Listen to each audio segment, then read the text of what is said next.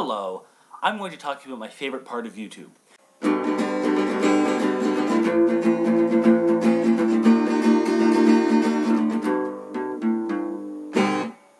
YouTube is interesting because there's so many different parts, and it caters to everyone, which is why it's so popular.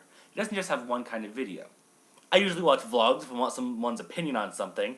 I love the educational videos, and Vsauce is amazing for teaching you stuff you didn't know.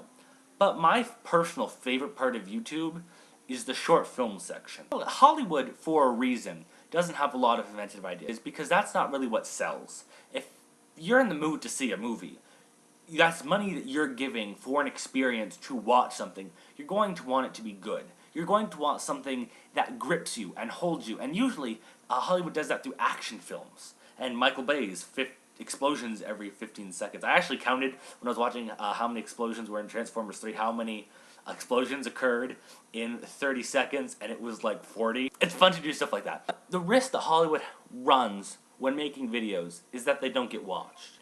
They would lose so much money trying to pander to intelligent audiences, and so few people in the world are intelligent. They would lose so much money that it really wouldn't make the process of making intellectual films. Hollywood would lose money on that, and the films and the studios that would take a risk trying to do these films would lose money, and that's not a good thing. People need money. It's kind of a necessity in this economy. It's kind of a necessity in this economy. I should write a song about money. Now, this problem could be solved by making your viewers smarter, but that's up to the viewer. I personally like movies that have a little bit of action and a lot of smartness. When Hollywood doesn't go for original ideas, it's up to the individual filmmakers and the people with the vision for the video. It's their job, and I like to think their requirement, to bring their vision to life for other people to enjoy. Channels like Indie Mogul and Film Riot that teach people how to use their own cameras and how to make things that they wrote look good are very good for YouTube because they give YouTube original content that no one else is going to have except maybe Vizmo. But I love you just going through and finding great original ideas. Those little ads that you can sometimes skip in front of your videos, you might have seen one for the ventriloquist. I wouldn't skip that one.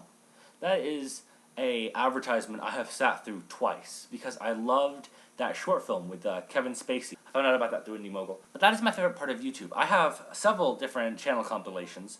I have one of them that is Best Sci-Fi, which has a bunch of everything. It has zombies and some dystopian, some steampunk, some creepy robots. The creepy robots are so creepy!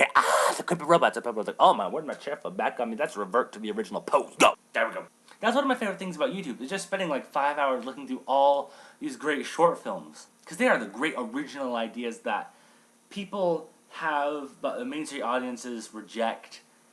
And I'm not a mainstream audience. I want to be challenged intellectually.